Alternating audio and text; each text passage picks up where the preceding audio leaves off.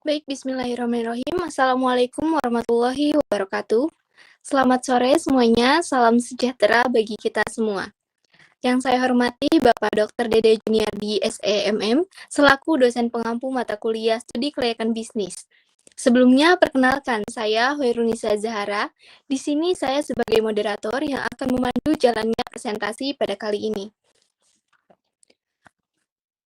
Kami dari kelompok manajemen 4B, adapun anggota dari kelompok kami yaitu Adinda Rahmawati, Benayaki Koyoshifa, Delpia Etika Wijaya, Faisal Ramadan Nur Sofyan, saya sendiri Hoirunisa Zahara, dan Muhammad Hilman.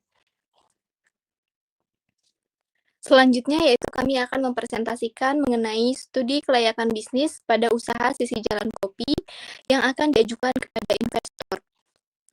Oke, langsung saja mengenai pemaparan yang pertama yaitu ringkasan yang akan disampaikan oleh Saudara Benayaki Koyoshifa. Kepadanya saya persilahkan. Terima kasih moderator. Jadi di sini ada ringkasan. Pertama ada manajemen. Nama perusahaan Sisi Jalan Kopi. Nama pemilik atau pimpinan perusahaan Indra, Bisma, dan Adit. Ketiga ada bidang usaha coffee shop. Keempat jumlah karyawan atau tenaga kerja 9 orang. Kedua bagian pemasaran. Produk yang dipasarkan kopi. Sasaran konsumen atau pembeli mahasiswa, anak sekolah, dan pekerja. Ketiga wilayah pemasaran Kecamatan Kuningan. Rencana penjualan atau tahun 28.104 unit. Ketiga, produk operasi. Next. Pertama ada kapasitas produksi, yaitu ada 28.104 unit. Yang keempat, keuangan. Yang pertama, total pembiayaan proyek Rp425.297.200. Kedua, modal sendiri Rp295.950.000. Yang ketiga, pinjaman yang diajukan Rp40.200.000. Yang keempat, jangka waktu pengembalian pinjaman 3 tahun. Ini penjualan per tahun Rp562.080.000. Keuntungan per tahun Rp51.953.863. Return on investment atau ROI 11,5%. Dan terakhir ada break even point 70%. Terima kasih, saya kembalikan lagi kepada moderator. Baik, terima kasih atas penyampaiannya. Selanjutnya yaitu mengenai aspek umum yang akan disampaikan oleh Saudara Faisal Ramadan Nur Sofyan. Kepadanya saya persilahkan.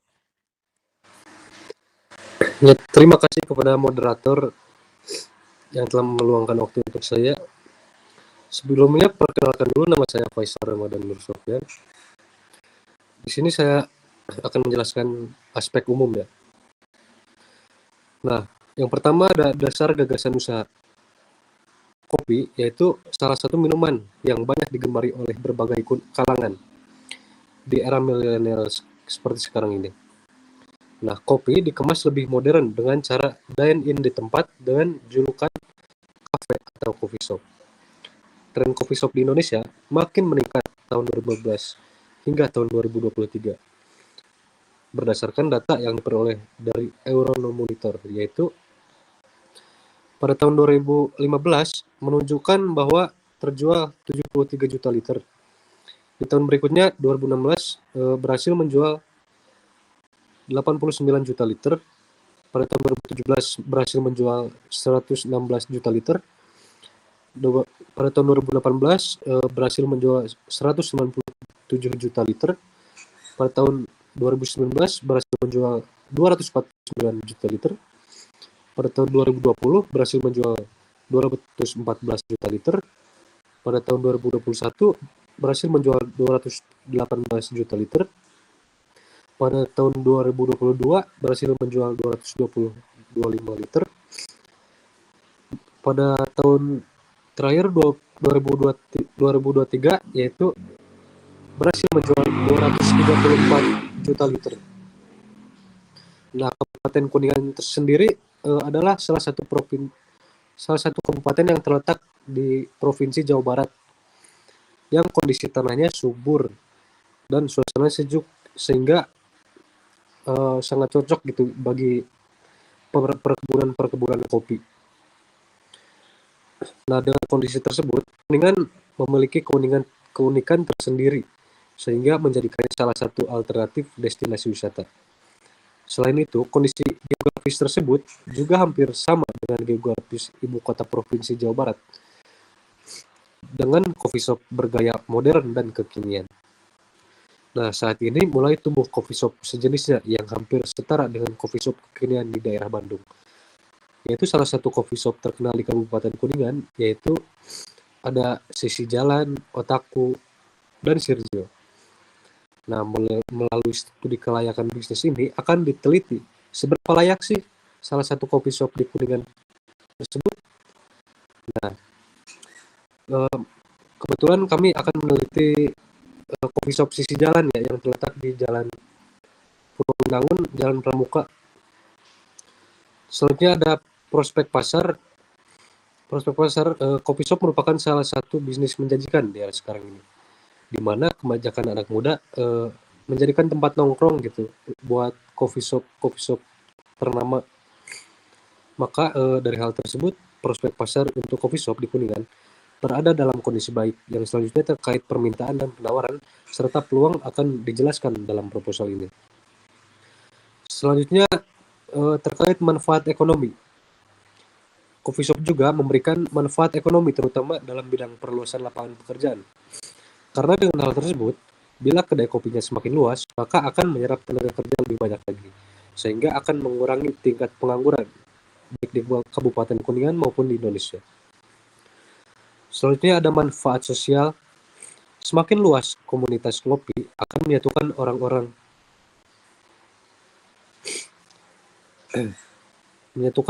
dengan frekuensi dan selera yang sama. Sehingga manfaat ini bisa memberikan dampak sosial kepada mereka yang sering mengunjungi kedai kopi. Selanjutnya terkait daftar riwayat hidup pengelola. Ownernya bernama Indra yang bertempat tanggal lahir 13 Juli 1990 di Kuningan dan beragama Islam, serta alamat rumahnya berada di Kelurahan Purwowinangun. Alamat tempat usahanya berada di Jalan Nanggeleng Cirahayu nomor 124-183 Purwowinangun. Pendidikan terakhir tidak diketahui, pelatihan yang telah diikuti tidak diketahui, pengalamannya tahu sendirilah pasti sangat banyak gitu. Keterampilannya tidak diketahui juga, bakat dan hobinya tidak disebutkan, kegiatan sosialnya tidak disebutkan juga. Mungkin cukup sekian, saya kembalikan lagi kepada moderator. Terima kasih.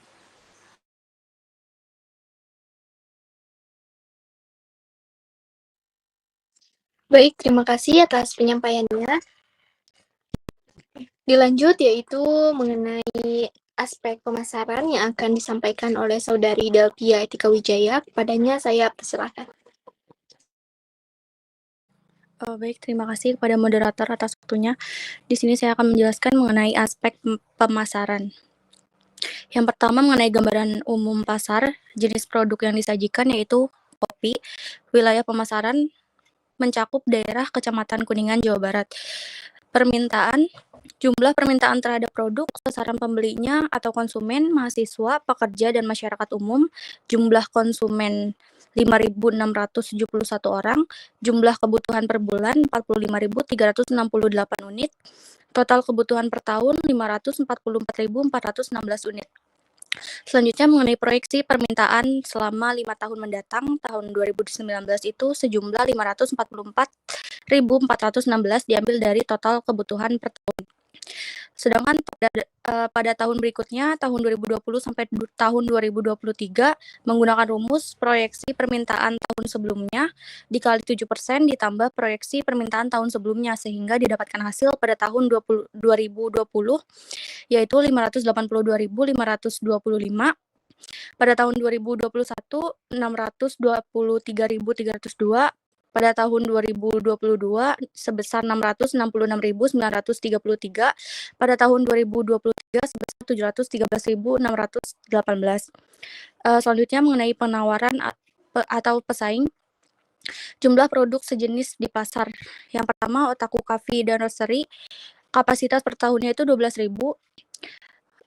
Studio Barber Coffee 24.000, Huis Cafe 6.000, Otaku Coffee dan Roastery cabang 2 18.000, Domo 10.800, sehingga total penawaran per tahunnya 70.800. Selanjutnya versi penawaran atau pesaing selama 5 tahun mendatang.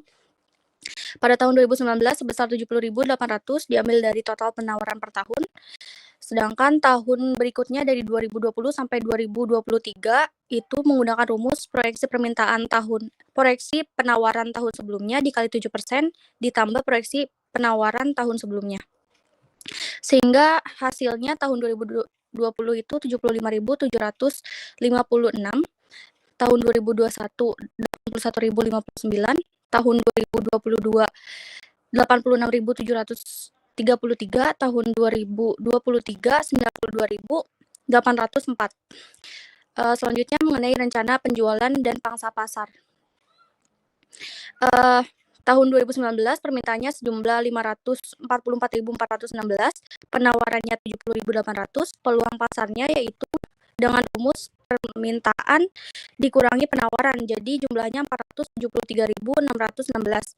Rencana penjualannya sebesar 28.104 dan pangsa pasar itu dengan rumus rencana penjualan dibagi peluang pasar dikali 100%, sehingga hasilnya 5,93%. Pada tahun 2020 permintaannya 582.525, penawarannya 75.756, peluang pasarnya 506.769, rencana pasarnya 30.352 dan pangsa pasarnya 599%. Tahun 2021 permintaannya 623.302, penawarannya 81.059, peluangnya 543.420.243, rencana penjualannya 32.781, pangsa pasarnya 6,05%. Tahun 2022 permintaannya 666.933, penawarannya 86.733, peluang pasarnya 580.200, rencana penjualannya 35.403 dan pangsa pasarnya 610%. Tahun terakhir tahun 2023 permintaannya sejumlah 713.618, penawarannya 92.804, peluang pasarnya 620.814, rencana penjualannya 38.235 dan pangsa pasarnya 6,16%. Selanjutnya strategi pemasaran pesaing, produk mutunya kualitas kopi yang baik dan harga yang relatif lebih murah. Ukurannya 250 ml, kemasannya inovasi kemasan cup yang menarik yaitu injection. Tempat kopi yang sedang populer di Kuningan memiliki konsumen khasnya sendiri sehingga menjadikannya tempat bergensi. Harga satuannya 20.000, syarat pembayarannya cash dan QRIS. Jalur penjualannya word of mouth, sosial media, dan event-event, begitu juga dengan promosinya. Selanjutnya strategi pemasaran perusahaan. Produk. Yang pertama produk, mutunya itu cita rasa yang khas, harga terjangkau, full Arabica, biji kopi diolah dengan baik. Ukurannya 250 ml, kemasan cup dengan printing logo sisi jalan, lainnya itu signature unggulan dari sisi jalan. Harganya harga satuan 20.000, syarat pembayarannya cash dan QRIS, potongan diskonnya 0. Yang ketiga, jalur penjualan, sistem promosi yang paling intens berlangsung melalui platform media sosial seperti Instagram. Namun sisi jalan juga sudah mulai memasuki platform lainnya seperti Facebook dan TikTok. Selanjutnya promosi media melalui media sosial, event wedding atau event sekolah seperti open booth, event musik akhir pekan seperti event bulanan sisi jalan, dan juga bekerja sama dengan UMKM yang kreatif. Selanjutnya analisis pesaing. Di sini mengambil 3 perusahaan yaitu Sisi Jalan Kopi, Otaku Coffee Roastery, dan Studio Barber Coffee. Harganya Sisi Jalan 20.000, ribu, Otaku 20.000, Sirgio 20.000. Diskonnya ketiga perusahaan ini 0. Mereknya Sisi Jalan es kopi Dudu, Otaku Coffee Miruku, Sirgio es kopi susu. Kemudian bentuk pembayarannya ketiganya itu sama, cash dan QRIS. Promosinya Sisi Jalan melalui media sosial, event wedding dan event sekolah, event musik akhir pekan, dan bekerja sama dengan UMKM yang kreatif. Sedangkan Otaku Coffee melalui media sosial, word of mouth, dan event, begitu pula dengan Sirgio. Kemasannya Sisi Jalan itu cup dengan printing logo Sisi Jalan. Otaku Coffee inovasi kemasan cup yang menarik yaitu injection. Sirgio itu inovasi kemasan cup yang menarik yaitu injection sama. Kemudian yang ketujuh, kualitas produk Sisi Jalan memiliki ciri khas, rasa, harga terjangkau, full arabica, biji kopi yang diolah dengan baik. Sedangkan Otaku dan Sirgio itu kualitas kopi yang baik dan harga dengan relatif yang lebih murah. Selanjutnya lokasi usaha, Sisi Jalan Kopi itu di Jalan Nanggelang Pramuka, Otaku di Awirarangan dan Ciporang, Sirgio di Cijoho. Kemudian aspek higienis, pelayanan purna jual, kemudahan bahan baku, pemasok, dan lain-lain itu 0. Mungkin itu saja yang dapat saya sampaikan. Saya kembalikan ke moderator. Baik, terima kasih atas penyampaiannya. Dilanjut yaitu pembahasan mengenai aspek produksi yang akan disampaikan oleh Saudara Faisal Ramadan Nur Sofyan bersama Saudari Adinda Rahmawati. Kepadanya saya persilakan. Ya, terima kasih. Di sini saya akan menjelaskan tentang aspek produksi ya. Yang pertama ada produk.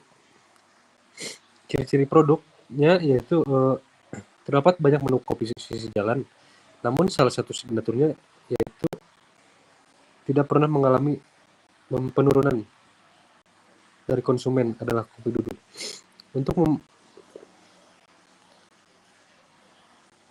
Untuk membuat kopi tersebut, Sisi Jalan menggunakan biji kopi yang berasal dari Pegunungan Mandailing yang terletak di Provinsi Sumatera Utara dengan spesifikasinya yaitu biji kopinya full arabica.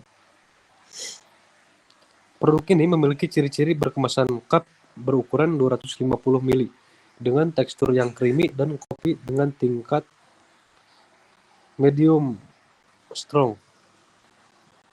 Dan selanjutnya ada kegunaan utama produk. Kegunaan utama produk kopi Dudu yaitu sebagai minuman kopi dengan tekstur creamy untuk dapat dinikmati oleh konsumen. Nah, selain itu, kopi ini memiliki beberapa fungsi yang baik dalam kesehatan karena kafein di dalam kopi ini memberikan berbagai efek positif terhadap otak. Di antaranya membantu konsentrasi, meningkatkan kewaspadaan, memperbaiki suasana hati, hingga menurunkan risiko depresi. Nah, yang aspek produksi kedua adalah proses produksi. Nah, di sini saya akan menjelaskan bagaimana sih cara membuat kopi Dudu ini. Nah, proses yang pertama yaitu berawal dari biji kopi yang dari Pegunungan Mandailing tersebut diolah dengan mesin espresso yang bernama La Marzocco dan menghasilkan output bubuk kopi. Selanjutnya bubuk kopi tersebut diolah lagi dengan mesin espresso La Marzocco dan menghasilkan espresso. Dan proses yang kedua yaitu creamer ditimbang dengan mesin Latina. Simple sirup juga ditimbang dulu. Fresh milk, espresso semuanya ditimbang dulu dengan ukuran dan untuk membuat kopi Dudu ini. Nah, jika sudah diukur semuanya telah jadilah gitu. Nah, selanjutnya ditutup dengan cup dengan menggunakan mesin sealer atau pencetak kemasan cup yang sudah sealed. Selanjutnya kapasitas produksi. Pada tahun pertama atau 2019, rencana produksi per unit adalah 28.000. Pada tahun 2020, rencana produksi 30.000. Pada tahun 2021, rencana produksi 32.381. Pada tahun 2022 rencana produksi 35.403. Pada tahun 2023 rencana produksinya yaitu 38.235 per unit. Selanjutnya ada tanah yang di sini tidak dicantumkan 0 karena ya tanah tersebut milik pribadi gitu, jadi tidak mengeluarkan modal untuk biaya tanah tersebut. Dan bangunan pun sama gitu, tidak mengeluarkan modal karena pemilik bangunan tersebut adalah owner dari Susi Jalan. Mungkin penjelasan selanjutnya akan dijelaskan oleh rekan saya. Silakan kepada Adinda.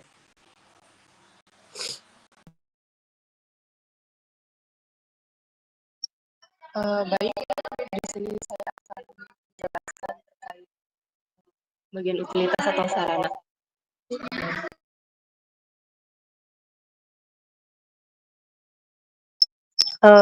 Bagian utilitas atau sarana yang pertama itu sisi jalan sendiri membutuhkan pemasangan instalasi listrik dengan harga Rp2.000.000, lalu ada pemasangan instalasi air pump sebesar Rp500.000 dan juga pemasangan instalasi telepon itu tidak ada. Jadi jika dijumlahkan semuanya Rp2.500.000.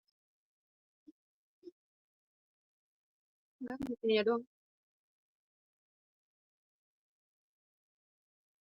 Baik, selanjutnya yaitu mesin dan peralatan. Untuk mesin dan peralatan yang dibutuhkan sendiri itu mesin espresso merek La Marzocco dengan harga 75 juta, mesin espresso merek Maser Lupinos dengan harga 4.750.000, mesin chiller dengan merek Eaton ET8 dengan harga 500.000, mesin timbangan Latina 350.000, kulkas Polytron 3.500.000, mesin kasir point of sale di mana ini pembayarannya itu per bulan, sebulannya 300.000, jadi untuk 1 tahun itu 3.600.000. Jadi untuk membuat satu produk es kopi Dudu itu membutuhkan 6 mesin dan peralatan, dan jika dijumlahkan itu totalnya 87.700.000. Untuk kendaraannya sendiri, sisi jalan ini membeli motor Beat Second untuk kegunaan operasional sehari-hari dengan harga 8.250.000. Nah, untuk jenis kendaraan itu tidak ada nyewa, jadi semuanya itu membeli langsung tadi, hanya motor saja. Selanjutnya ada bahan baku dan bahan pembantu. Jadi untuk membuat satu cup es kopi Dudu ini membutuhkan beberapa bahan. Yang pertama itu ada cup itu sendiri. Cup yang dibutuhkan itu sesuai dengan jumlah dari rencana produksi es kopi Dudu dalam setahun, yaitu 28.104 pieces atau cup. Dengan satu cupnya itu harganya 250 perak, dan jika dijumlahkan itu totalnya 7.026.000 untuk cup selama 1 tahun. Untuk creamernya sendiri yaitu 300 pieces untuk membuat 28.104 kopi, dan satu piecesnya itu 38.000. Jika dikalikan maka 11.400.000. Untuk biji kopinya dibutuhkan 200 pieces biji kopi dengan harga satu piecesnya adalah 200.000, jadi totalnya adalah 40 juta untuk memproduksi kopi dalam setahun. Untuk simple sirupnya atau gula, satu botolnya itu harganya 90.000 dan membutuhkan 200 pieces, maka totalnya 18 juta. Dan ada fresh milk, membutuhkan 500 pieces, satu piecesnya itu berharga 20.000, maka totalnya 10 juta. Jadi total untuk membuat kopi sebanyak 28.104 pieces membutuhkan biaya sekitar 86.426.000.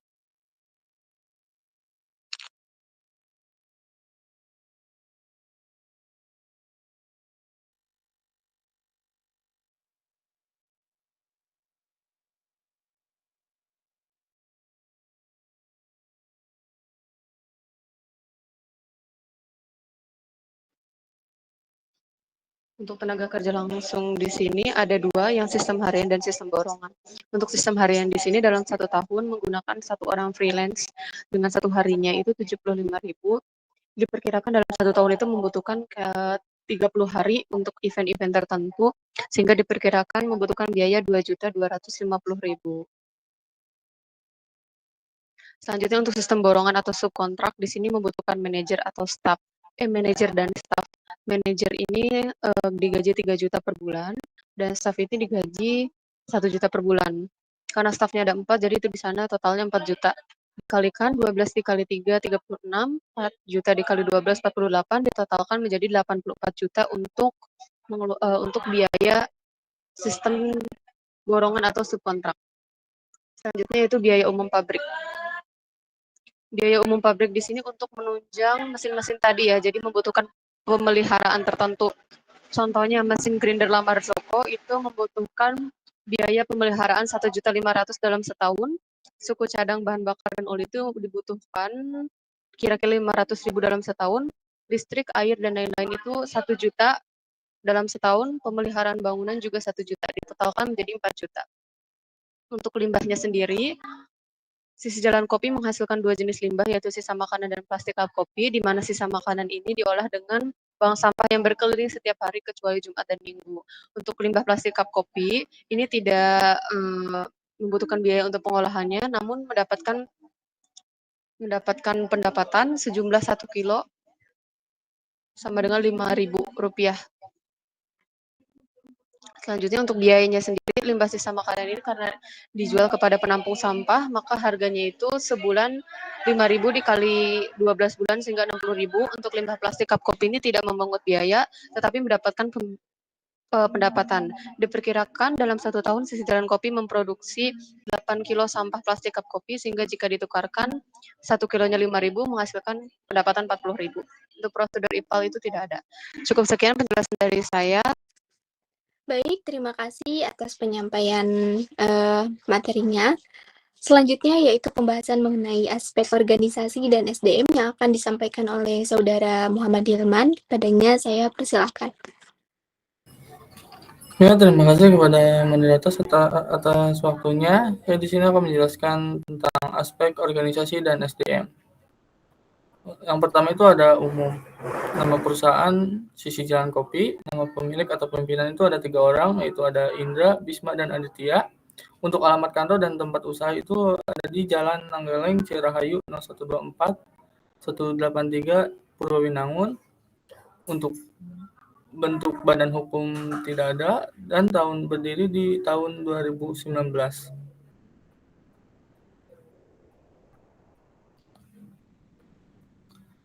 Ini selanjutnya di sini ada bagan atau struktur organisasi di KP Sisi Jalan. Di sini tuh ownernya itu ada Bisma, Adit, dan Indra. Untuk manajer itu ada Rekaldo. Sebagian akunting ada Bisma, quality control ada Rekaldo, supervisor Rekaldo, untuk marketing itu Indra. Untuk di sini stafnya itu ada Dimas, Anton, Gilang, Komus, dan Faisal. Selanjutnya itu ada uraian jabatan. Untuk direktur.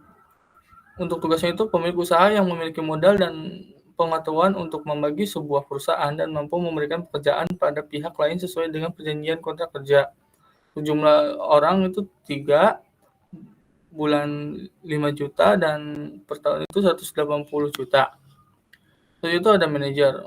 Untuk manajer, tugasnya itu bertanggung jawab atas seluruh bagian atau fungsional serta memimpin beberapa unit bidang fungsi pekerjaan yang mengepalai beberapa atau seluruh manajer fungsional. Untuk jumlahnya itu 1 orang, dan untuk per bulan itu 3 juta, dan untuk yang per tahunnya itu 36 juta rupiah. Itu ada staff. Untuk staff ditugaskan sebagai pekerja untuk melakukan operasional perusahaan melalui barista, waiter, chef, dan lain-lain. Untuk jumlah itu ada 4 orang, untuk per bulan itu ada 1 juta, per tahunnya itu ada 48 juta rupiah. Untuk total itu per tahun itu 264 juta rupiah.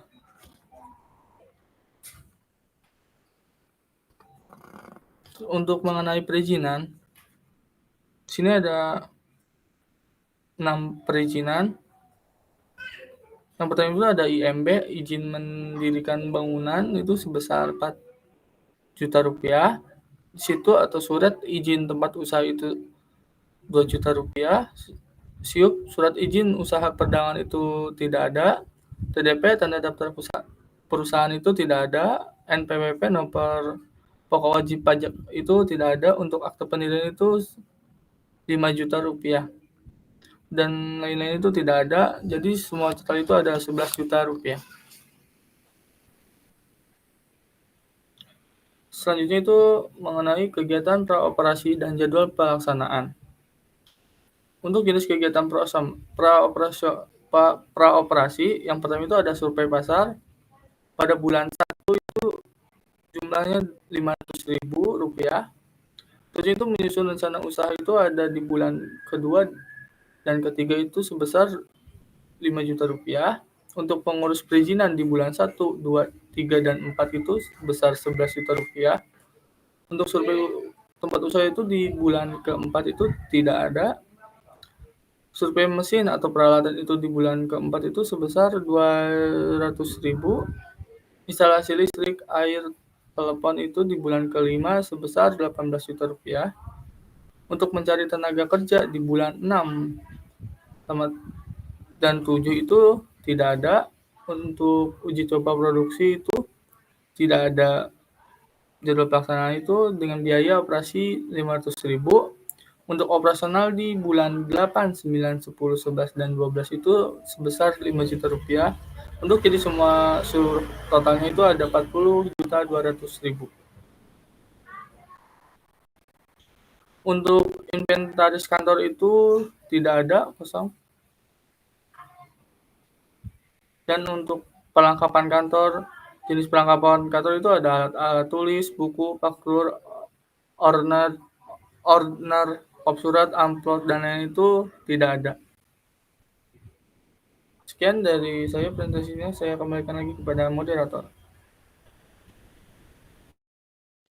Baik, terima kasih atas penyampaiannya. Selanjutnya yaitu pembahasan mengenai biaya proyek yang akan disampaikan oleh saya sendiri, Hoirunisa Jahara, dan juga Adinda Ramawati. Baik, di sini saya akan membahas mengenai biaya proyek. Yang poin A itu ada investasi harta tetap, yang dimana yang pertama itu ada tanah senilai 200 juta, yang dimana uang tersebut menggunakan modal sendiri. Selanjutnya yaitu bangunannya itu 0. Mengapa? Karena bangunan tersebut milik si ownernya tersebut, jadi tidak perlu menggunakan biaya untuk bangunan. Selanjutnya itu ada mesin dan peralatan senilai 87.700.000. Terus inventaris kantornya itu tidak ada atau 0. Selanjutnya itu ada kendaraan sejumlah 8.250.000. Untuk lain-lain yaitu tidak ada ya, 0. Jadi total harta tetapnya itu sejumlah 295.950.000. Nah, mengapa kreditnya 0? Karena mereka itu menggunakan uang atau modal sendiri. Jadi tidak perlu mengajukan peminjaman ke bank. Nah, selanjutnya untuk poin B itu ada investasi praoperasi. Yang pertama itu ada survei pasar sejumlah 500.000. Nah, ini mereka itu karena sisi jalan belum mempunyai modal awal, jadi mereka itu memilih opsi untuk mengajukan peminjaman ke bank, sehingga di kreditnya itu sejumlah 500. Selanjutnya itu menyusun rencana usaha sejumlah 5 juta, dan mengurus perizinan itu 11 juta. Untuk survei tempat usaha itu 0, karena tidak membutuhkan biaya untuk survei tempat. Selanjutnya itu ada survei mesin atau peralatan, itu ada 200.000. Untuk instalasi listrik, air, dan telepon itu sejumlah 18 juta. Untuk mencari tenaga kerja itu 0, karena open recruitment-nya itu tidak menggunakan biaya. Selanjutnya ada uji coba produksi senilai 500.000, dan operasionalnya itu 5 juta. Jadi total praoperasinya itu sejumlah 40.200.000. Sudah dijelaskan tadi bahwasannya memang rata-rata investasi praoperasinya itu karena mereka belum mempunyai modal awal sehingga mereka memilih opsi untuk mengajukan peminjaman ke bank seperti itu. Dilanjut untuk poin C, ada investasi yang di mana poin A plus poin B. Jadi jumlahnya yaitu 336.150.000. Dan untuk modal sendiri sejumlah 295.950.000. Untuk kreditnya itu sejumlah 40.200. Lanjut ke poin D, yaitu ada modal kerja. Yang pertama ada biaya pokok produksi, ada bahan baku dan pembantu sejumlah 86.426.000 yang dimana jumlah tersebut didapatkan dari total yang telah dijumlahkan pada aspek produksi. Selanjutnya yaitu ada upah tenaga produksi sejumlah 86.250.000. Dan terakhir ada biaya umum pabrik sejumlah 4 juta. Jadi total biaya pokok produksinya itu sejumlah 176.676.000. Oke, untuk pembahasan selanjutnya akan disampaikan oleh rekan saya yaitu Adinda Rahmawati. Kepadanya saya persilakan. Baik, di sini saya akan melanjutkan pembahasan dari rekan saya yang selanjutnya yaitu ada biaya usaha. Biaya usaha di sini direktur ini diambil dari sheet-nya aspek orang dan SDM, di mana direktur ini 1 bulannya digaji 5 juta dikali 1 tahun, maka totalnya 180 juta. Lalu manajer juga 1 bulannya itu digajinya 3 juta, totalnya jika dikalikan dalam setahun itu 36 juta. Staff terdiri dari 4 orang staff, di mana masing-masing digaji 1 juta, berarti 1 bulan itu 4 juta dikali 12 maka 48 juta. Selanjutnya ada biaya pemasaran, jadi membutuhkan tim editing dan tim marketingnya tersendiri, yaitu di mana 1 tahunnya diperkirakan 5 juta. Suplai kantor dan juga sewa tidak membutuhkan biaya sama sekali. Selanjutnya ada pengolahan limbah, di mana tadi disebutkan bahwa melalui bank sampah desa dibutuhkan biaya sekitar 60.000 dalam 1 tahun. Sehingga total biaya usaha dijumlahkan semuanya yaitu 269.060.000. Ada juga total biaya operasi selama 5 bulan. Nah, total biaya operasi selama 5 bulan ini jumlah dari total biaya usaha dan biaya tadi yang telah dijelaskan oleh rekan saya. Maka totalnya yaitu 445.736.000. Nah, untuk modal kerja sendiri di sini ada persentasenya ya. Modal kerja totalnya 89 juta sekian. Nah, didapatkan dari di mana 59 juta itu didapatkan dari modal sendiri dan sisanya 29 juta itu didapatkan dari modal kredit bank. Sedangkan total biaya proyek di sini totalnya semuanya 425 juta, di mana komposisinya itu 355 juta dari modal sendiri dan 70 juta dari modal kredit bank. Sedangkan jadi jika disimpulkan persentase antara modal kerja dan total biaya proyek jika dipresentasikan dalam persen itu 100% untuk semua modal kerja dan total biaya proyek. Lalu dari modal sendiri itu 84% dan dari modal kredit bank itu 16%. Coba ke bawah lagi. Nah, dapat disimpulkan bahwa sisi jalan dalam membangun usahanya membutuhkan total biaya proyek sebesar 425.297.200 dan total modal kerja sebesar 89.147.200.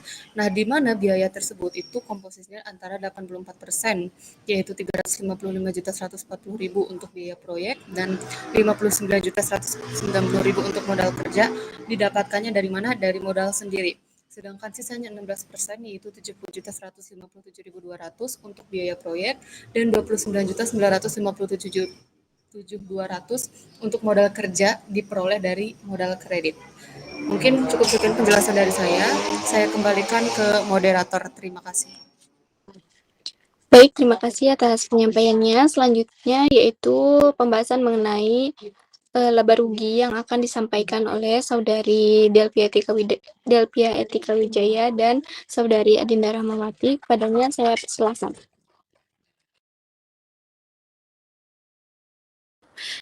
Baik, terima kasih moderator atas waktunya. Di sini saya akan menjelaskan mengenai proyeksi laba rugi. Yang pertama mengenai rencana produksi dalam set pada tahun pertama itu sejumlah 28.104, tahun kedua 30.914, tahun ketiga 34.006, tahun keempat 37.406, tahun kelima 41.147. Kemudian penjualannya pada tahun pertama 562.080.000,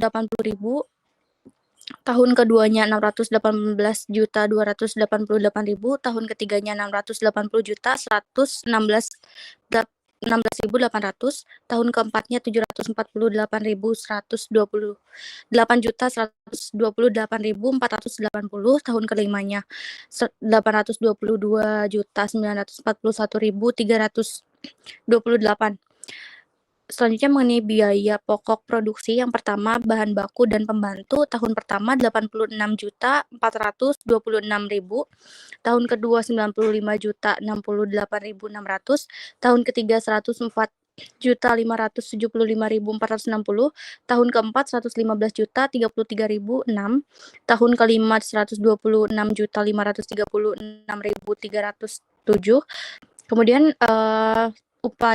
upah tenaga produksi tahun pertama 86.250.000, tahun kedua 94.875.000, tahun ketiga 104.362.500, tahun keempat 114.798.750, tahun kelima 126.278.625. Yang ketiga biaya umum pabrik tahun pertama 4 juta, tahun kedua 4.400.000, tahun ketiga 4.840.000, tahun kelima 5.324.000, tahun kelima 5.856.400. Sehingga didapatkan total biaya produksinya pada tahun pertama 176.676.000, tahun keduanya 194.343.600, tahun ketiganya 213.777.960, tahun keempatnya 235.156.756, tahun kelimanya 258.671.332. Kemudian laba kotor atau A dikurangi B tahun pertama sejumlah 385.404.000, tahun keduanya 423.944.400, tahun ketiganya 466.338.840, tahun keempatnya 512.972.724, tahun kelimanya 564.269.996. Kemudian biaya usaha yang pertama gaji pimpinan tahun pertama sejumlah 108, tahun pertama sampai tahun kelima itu sama sejumlah 180 juta. Kemudian gaji manajer pada tahun pertama sampai tahun kelimanya 36 juta. Kemudian gaji stafnya pada tahun pertama sampai tahun kelimanya sejumlah 48 juta. Kemudian biaya pemasarannya tahun pertama sampai tahun kelima itu sama 5 juta. Kemudian terkait suplai kantor ATK dan biaya sewa itu dari tahun pertama sampai tahun kelima itu sebesar Rp0. Kemudian biaya sewa lain-lainnya pada tahun pertama sampai tahun kelima sama 60.000. Sehingga didapatkan total biaya usaha sebelumnya pada tahun pertama sampai tahun kelima itu sama sejumlah 269.060.000.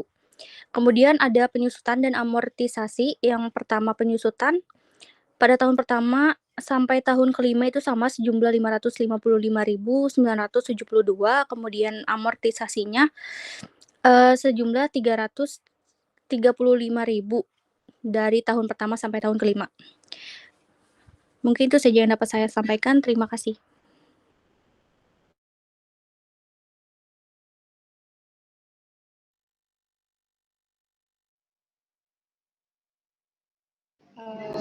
Baik, di sini saya akan melanjutkan penjelasan dari rekan saya bahwasanya tadi telah dijelaskan sampai bagian amortisasi. Di sini saya akan menjelaskan mulai dari total biaya usaha.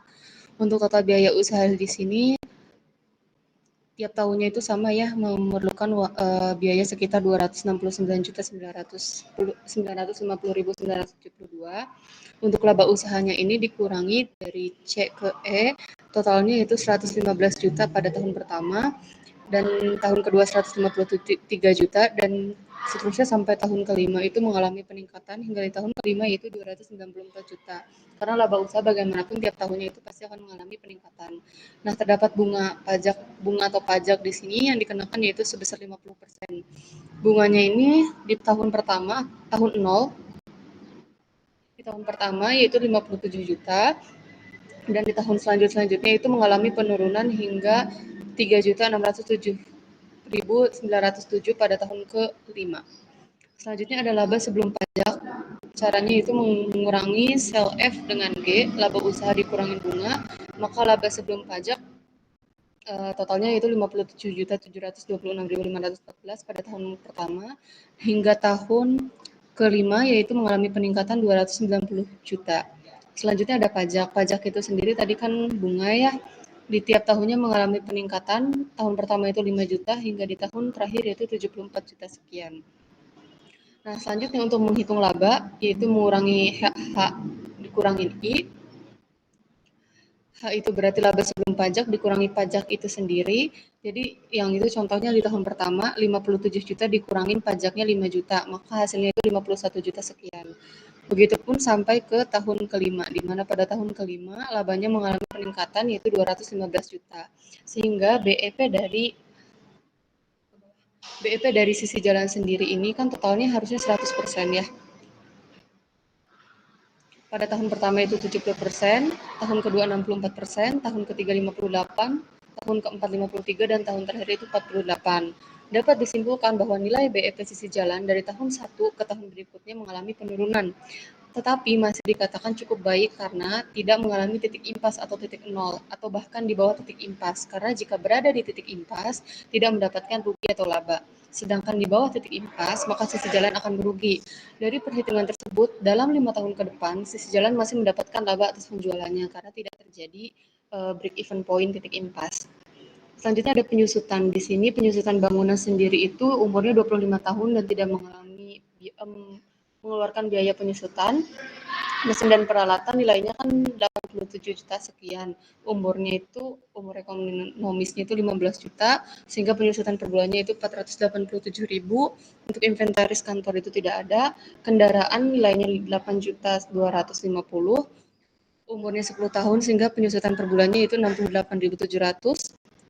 Lain-lain itu tidak ada, sehingga untuk biaya penyusutan per tahunnya totalnya sisi jalan harus mengeluarkan biaya 555.972. Selanjutnya ada amortisasi atau investasi praoperasi, nilainya itu 40.200.000, umurnya 10 tahun, dan penyusutan per bulannya yaitu 335.000. Mungkin cukup sekian penjelasan dari saya kembalikan lagi ke moderator. Terima kasih. Baik, terima kasih atas penyampaiannya. Selanjutnya yaitu pembahasan mengenai arus kas yang akan disampaikan oleh Saudara Faisal Ramadan Nur Sofyan dan Saudari Adinda Rahmawati. Padanya saya persilakan.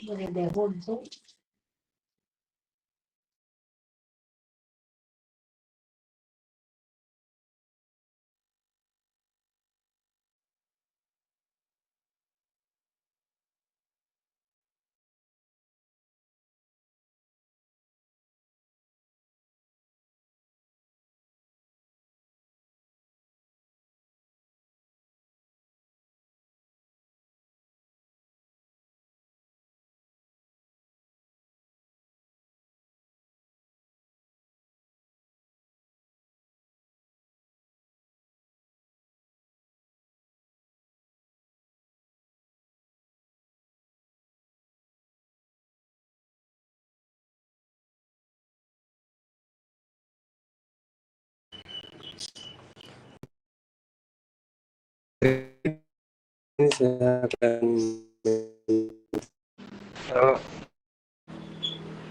sebentar. Ini belum direcord kan? Di sini saya akan menjelaskan tentang proyeksi arus kas. Nah, pada tahun ke-0 memiliki modal atau mengalami kas masuk yaitu sebesar 355.140.000, dengan kredit investasi 40.200.000, terus ditambah kredit modal kerja 29.957.200.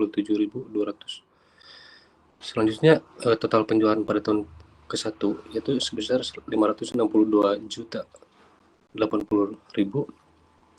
Pada tahun kedua sebesar 618.288.000, yang penerimaan piutangnya sebesar 0. Pada tahun ketiga yaitu total penjualan 680.116.800. Pada tahun keempat total penjualannya itu 748.480.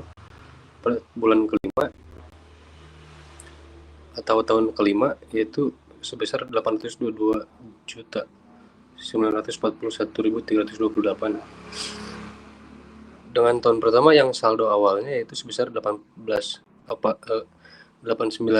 juta sekian, dan tahun kedua 116 juta sekian, pada tahun ketiga 191 juta sekian, pada tahun keempat 306 juta sekian, pada bulan kelima 458 juta sekian, dan dengan total kas masuk yaitu pada tahun ke-0 425 juta sekian, dan seterusnya gitu.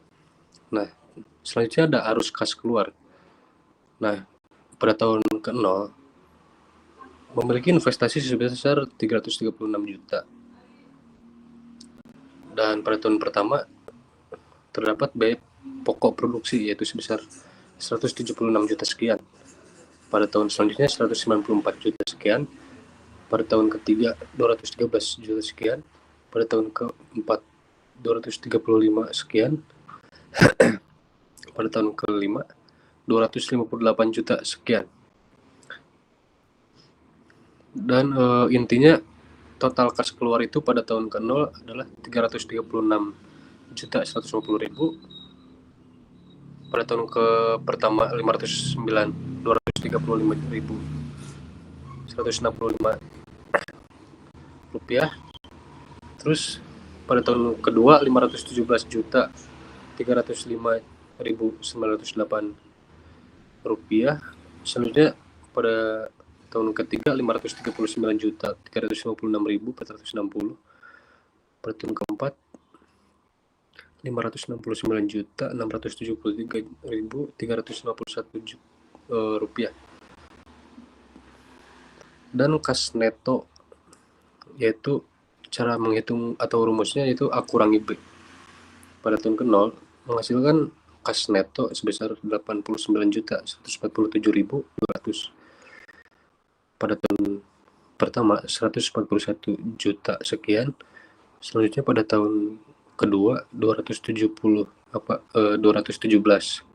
juta sekian. Pada tahun ketiga menghasilkan kas neto 331 juta sekian. Pada tahun keempat 484 juta sekian, dan pada tahun terakhir 675 juta sekian. Adapun kewajiban bank.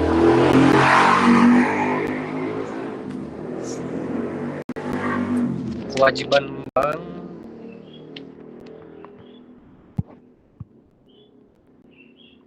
kewajiban bank yang pertama itu ada angsuran kredit investasi yang pada tahun ke-0 yaitu tidak ada. Pada tahun pertama 8 juta, dan semua tahun-tahun berikutnya sama semua yaitu sebesar 8.040.000.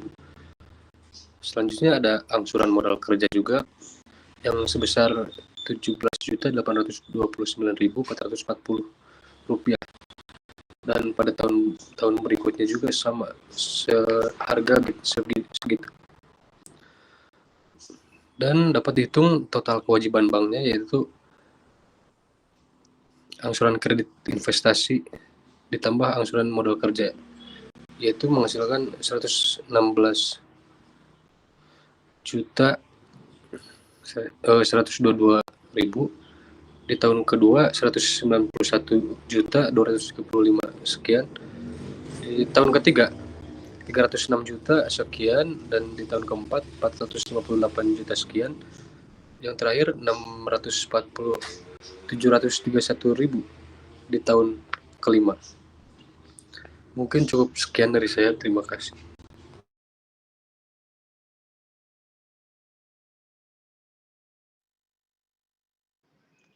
Baik, di sini saya akan melanjutkan penjelasan dari rekan saya. Di sini itu ada kas masuk,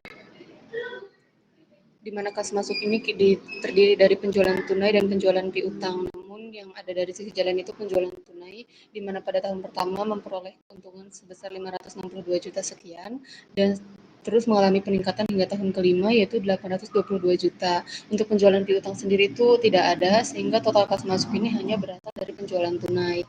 Pada tahun pertama itu 200 juta, tahun 0 itu 200 juta, tahun pertama itu 562 juta 80 ribu, dan meningkat hingga tahun kelima itu 822 juta 941 ribu 328.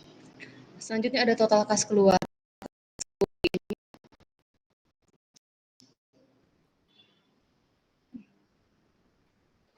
Total kas keluar ini yaitu pada tahun 0 336 juta 150 ribu, tahun pertama itu 500 juta, dan mengalami peningkatan pada tahun kelima itu 606 juta.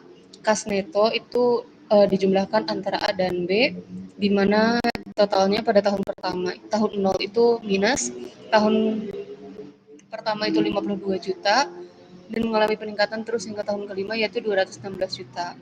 Di sini yang selanjutnya itu faktor diskonto dengan tingkat diskontonya 18%. Tahun yang ke-0 itu 1, tahun yang ke-1 itu 0,8475, tahun kedua itu 0,7182, dan terus mengalami penurunan hingga tahun ke-5. Selanjutnya ada nilai sekarang dengan cara C dikali D, poin kas neto dikali dengan faktor diskonto. Yang tahun pertama yaitu nilainya negatif, tahun ke-0 itu nilainya negatif, tahun pertama itu 44 juta, dan terus mengalami peningkatan hingga tahun ke-5. Selanjutnya ada faktor diskonto dengan tingkat diskontonya itu diganti, yang tadi kan 18%, sekarang 60%. Sehingga di tahun pertama itu 0,6250 dan terus mengalami penurunan hingga tahun ke-5. Selanjutnya ada nilai sekarang lagi, karena tingkat diskontonya berbeda, maka dikalikan antara poin C dengan poin F. Yang tahun 0 itu nilainya negatif, baru di tahun pertama itu menghasilkan nilai yang positif. Sehingga dari perhitungan tersebut bisa disimpulkan nilai IRR, NPV, dan payback period. Dapat disimpulkan bahwa nilai IRR dengan tingkat diskonto 18% memberikan hasil 67,71%, yaitu lebih besar dari tingkat diskontonya sendiri, karena tingkat diskontonya 18% kan. Sehingga sisi jalan dilihat dari internal rate of return-nya dikatakan baik.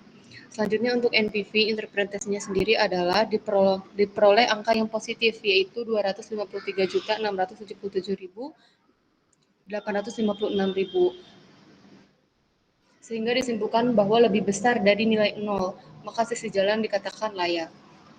Selanjutnya untuk payback period atau berapa lama uang investasi akan balik modal diperoleh setelah 3 tahun 1 bulan. Sisi jalan akan memperoleh balik modal atas investasinya yang bernilai 336.150.000. Jadi sisi jalan kan menginvestasikan sebesar 336 juta. Nah, akan mendapatkan balik modal itu di tahun ketiga bulan ke-1, karena dilihat dari kas netonya dijumlahkan dari 52 juta ditambah 100 juta ditambah 140 juta, itu baru mengalami balik modal sebesar 336.150.000. Mungkin itu penjelasan dari saya kembalikan lagi ke moderator. Terima kasih. Baik, terima kasih atas penyampaiannya. Selanjutnya yaitu mengenai neraca yang akan disampaikan oleh Saudara Hilman. Dan saya Werwisa Jahara, kepadanya saya persilakan.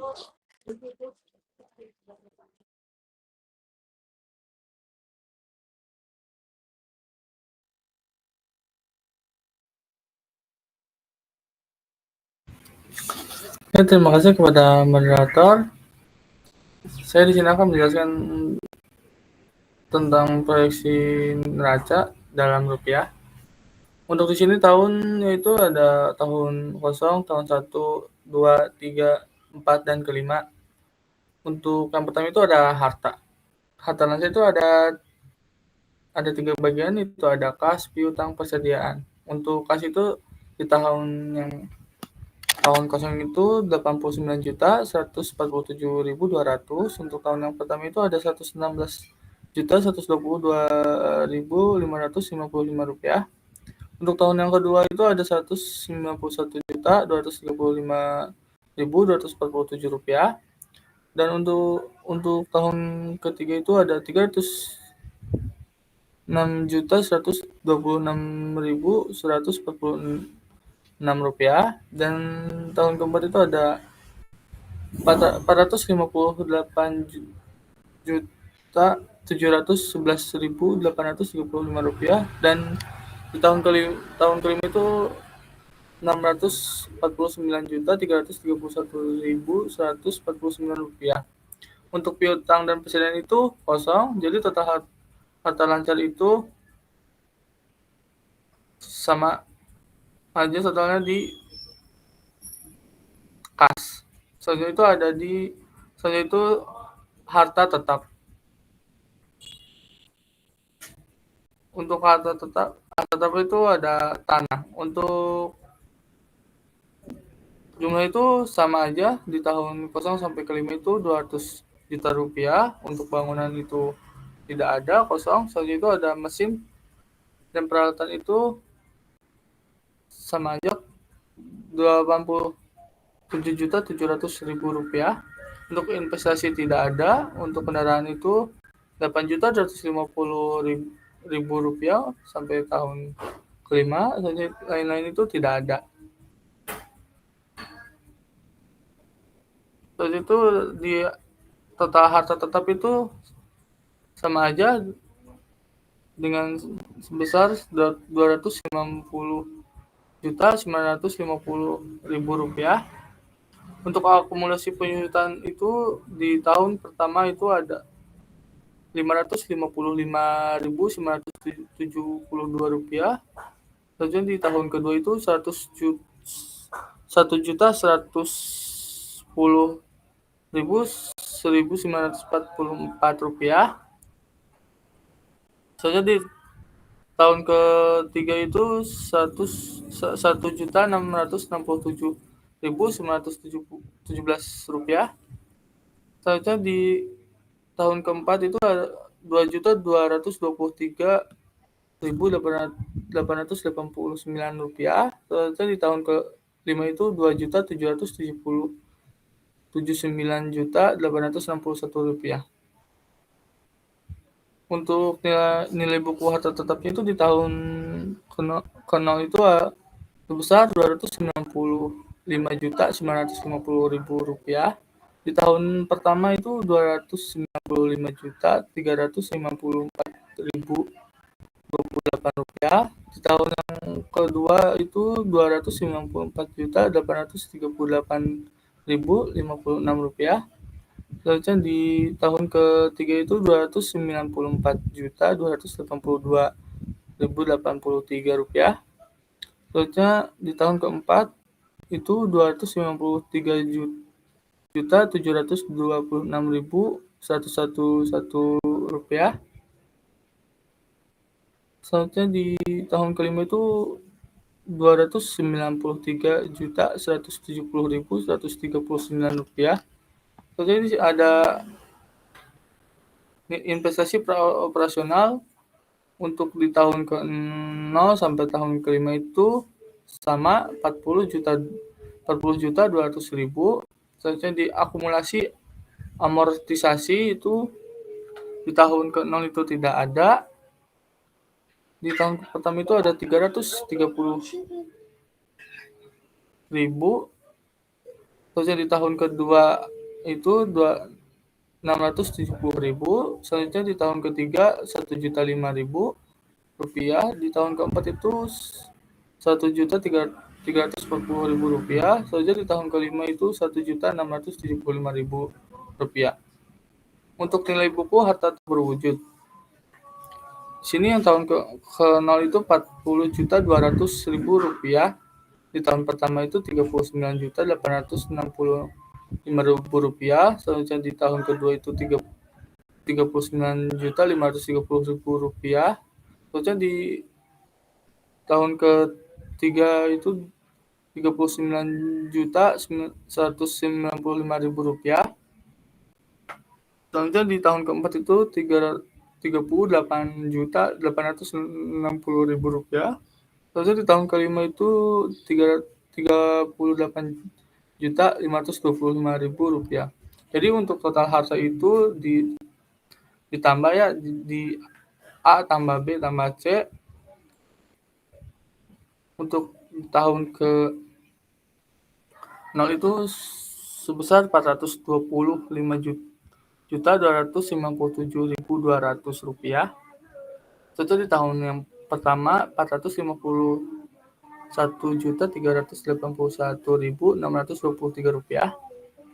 Selanjutnya di tahun kedua itu Rp525.603.302.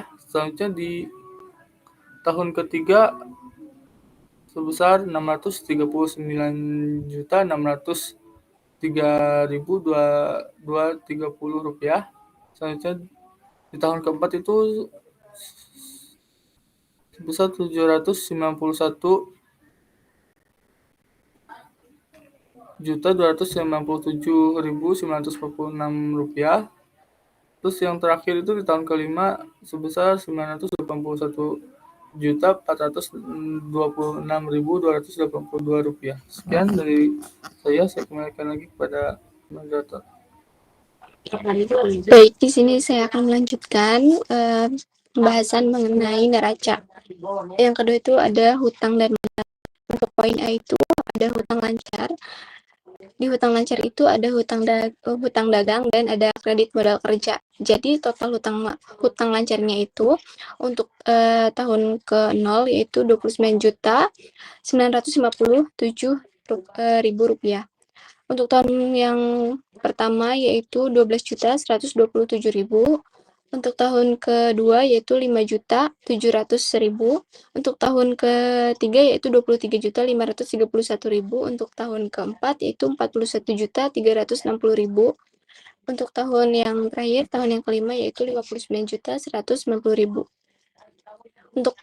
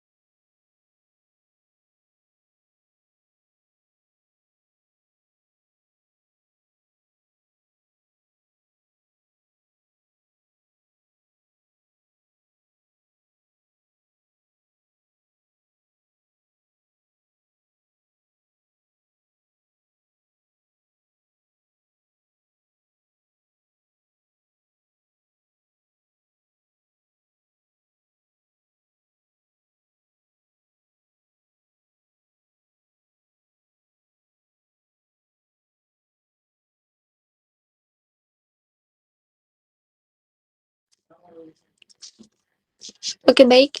Di sini selanjutnya yaitu mengenai modal. Yang dimana modal itu ada modal sendiri, laba periode lalu, dan laba. Nah, untuk modal sendiri itu jumlahnya sama dari tahun ke-0 sampai tahun ke-5, yaitu sebesar Rp355.140.000. Sedangkan untuk laba periode lalu, di tahun kedua yaitu Rp407.093.000. Di tahun selanjutnya Rp862.324.000. Di tahun yang keempat itu Rp1.357.334.000. Dan di tahun yang kelima yaitu Rp1.890.000. 38.000. Nah, untuk labanya tersendiri di tahun pertama 51.953.000. Nah, tahun selanjutnya yaitu 100.091.000. Di tahun yang ketiga 139.869.000. Tahun keempat 177.564.000 dan di tahun yang kelima yaitu 215.997.000. Jadi total modalnya itu untuk tahun yang ke-0 355.140.000, sedangkan di tahun kedua 407.093.000. Tahun yang kedua yaitu 862.324.000.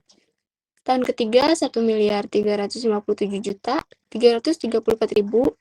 Tahun selanjutnya tahun keempat 1.890.038.000 dan di tahun yang terakhir tahun kelima 2.461.176.000. Nah, selanjutnya di sini ada total hutang dan modal yang dimana poin A ditambah poin B ditambah poin C totalnya. Total poin A ditambah total poin B tambah total poin C. Jadi untuk tahun yang ke-0 itu totalnya 420.297.000. Tahun pertama 451.381.000. Tahun selanjutnya tahun kedua 880.743.000. Tahun ketiga 1.349.883.000. Tahun keempat 1.856.717.000 dan di tahun yang kelima 2.401.986.000. Nah, selanjutnya yaitu selisih dari total utang modal dari tahun ke-0 sampai ke tahun ke-1 yaitu selisihnya 26.084.000. Selanjutnya dari tahun kedua yaitu 429.361.000. Selanjutnya tahun ketiga 469.139.000. Selanjutnya tahun keempat 506.834.000 dan tahun kelima 545.268.000. Nah, untuk ROI atau ROI-nya itu cara perhitungannya itu laba dibagi total harta dikali 100%. Nah, jadi untuk ROI di tahun pertama itu ada 11,5%, ROI di tahun kedua ada 11,4%, ROI di tahun ketiga ada 10,4%, ROI di tahun keempat yaitu 9,6% dan ROI di tahun kelima itu ada 9,0%. Nah, maka dapat disimpulkan nilai ROI atau ROI sisi jalan setiap tahunnya itu melebihi 10%, sehingga dikatakan layak sebagai usaha. Nah, karena tingkat ROI atau ROI yang buruk adalah berada di bawah angka 10%. Nah, mungkin cukup sekian yang dapat saya sampaikan. Selanjutnya saya akan membacakan kesimpulan. Kesimpulannya yaitu usaha kopi sejalan ini layak untuk dijalankan karena telah memperhitungkan semua aspek dimulai dari aspek umum sampai ke aspek keuangan. Oke, mungkin sekian untuk presentasi hari ini. Mohon maaf apabila terdapat banyak kekurangan. Ditutup, wabillahi taufiq wal hidayah. Wassalamualaikum warahmatullahi wabarakatuh. Waalaikumsalam warahmatullahi wabarakatuh.